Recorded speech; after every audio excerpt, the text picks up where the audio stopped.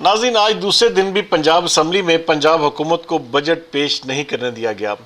आज भी वज़ीर आला पंजाब हमजा शहबाज शरीफ ने इस हवाले से मुकम्मल तौर पर कोशिश की कि किसी भी तरह से ये जो 12 करोड़ आबादी वाला सूबा है इसका बजट जो है पेश करने दिया जाए।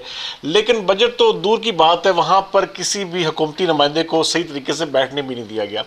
और इसकी सबसे बड़ी वजह परवेज़ इलाही का जो आमराना और ज़िद और हट धर्मी वाला रवैया है। और इसके पीछे एक लाजमी तौर पर नाज़रीन जो मास्टर माइंड है वो तहरीक इंसाफ के चेयरमैन इमरान खान हैं, जो किसी भी सूरत में नहीं चाहते कि पंजाब जो है वो किसी भी तरह से नून लीग के जिस तरह इस वक्त डोमिनेट कर रही है नून लीग, उनको किसी भी तरह से कोई भी स्पेस देने के लिए तहरीक इंसाफ जो है वो बिल्कुल भी तैयार नहीं है।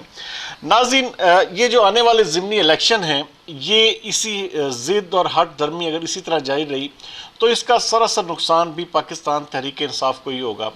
पाकिस्तान तहरीक इंसाफ एक अच्छा मुकाबला करती, इसको एक जिस तरह की स्पोर्ट्समैन स्पिरिट होती है उसके मुताबिक ये रोल प्ले करते तो मेरे ख्याल में इनको बहुत सारी ऐसी स्पेस मिल सकती थी, बहुत सारा इनके लिए हमदर्दी का वोट जो है वो बन सकता था। लेकिन अपने रवैये से इस वक्त जो है पाकिस्तान तहरीक इंसाफ मुसलसल अवाम को अपने से दूर करती जा रही है। मुझे समझ नहीं आ रही, बहुत सारा देखा गया है कि इमरान खान साहब का रवैया जो है वो किसी हद तक चेंज भी होता है लेकिन अगले दिन ही वो उसी दोबारा पुरानी रूटीन पर चला जाता है। आज वाज़े तौर पर इसका जो इमरान खान साहब एक बयानिया लेकर चल रहे थे कि जी इंटरनेशनल साजिश की थ्योरी जो उनके साथ चल रही थी, आज वाज़े तौर पर जो ISPR के तर्जमान हैं उन्होंने वाज़े तौर पर इस हवाले से कह दिया कि किसी भी किस्म की कोई साजिश नहीं हुई। और हमने इजलास को जो 2 दफ़ा इजलास हुआ इस हवाले से नेशनल सिक्योरिटी काउंसिल की जो मीटिंग हुई उस पर वाज़े तौर पर बता दिया था कि किसी भी किस्म की ना तो कोई साजिश हुई है ना ही इसके कोई शवाहद मौजूद है। इसका मतलब है कि इमरान खान और शेख रशीद जो थे वो मुकम्मल तौर पर झूठ बोल रहे थे और एक ऐसा झूठा बयानिया जो अब देखें आप बहुत कम लोगों को अपना फरेफ्ता या अपने आप को वो दीवाना बना के उनको अपनी बात मनवा सकते हैं। ये इमरान खान का जो फ़ैन क्लब है वो तो इस चीज़ को मान लेगा लेकिन अवाम इसको किसी भी सूरत में तस्लीम नहीं करेगी। जिस तरह का झूठा बयानिया इमरान खान साहब लेके चल रहे हैं इसका सरासर नुकसान PTI को ही होगा।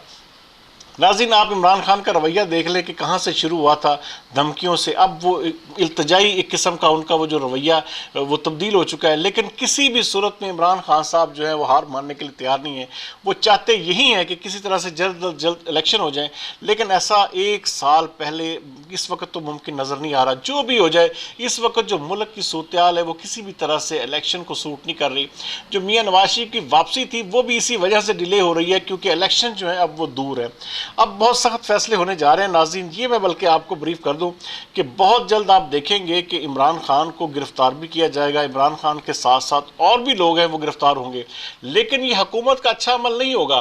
लेकिन उसके बावजूद ये गिरफ्तारियां भी होंगी और ये जो ज़िमनी इलेक्शन होने जा रहा है इसमें पाकिस्तान तहरीक इंसाफ को ठीक ठाक किस्म की इबरतनाक शिकस्त का सामना करना पड़ेगा। नाज़रीन, मैंने हर हल्के में पंजाब के ख़ास तौर पर मैंने स्टडी किया है और जितने भी उम्मीदवारों को टिकट दिया है पाकिस्तान तहरीक इंसाफ ने सब के सब इस वक्त इंतहाई कमज़ोर पोजीशन पर हैं और किसी भी सूरत में ये जो आने वाला ज़िमनी इलेक्शन है वो जीत नहीं पाएंगे सिवाय 1-2 सीटों के।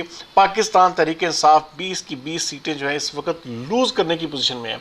बहरहाल जी, आने वाला वक्त क्या फ़ैसला करता है, क्या होता है इस हवाले से ये तो चंद दिनों में पता चल जाएगा। लेकिन जिस तरह से 12 करोड़ आवाम के बजट को रोका जा रहा है ये इंतहाई ज़्यादती वाली बात है। आखिरी इतलात तक वो ये इजलास जो है किसी होटल में मुंतकिल करने की इतलात है, वहाँ पर बजट शायद पेश कर दिया जाए।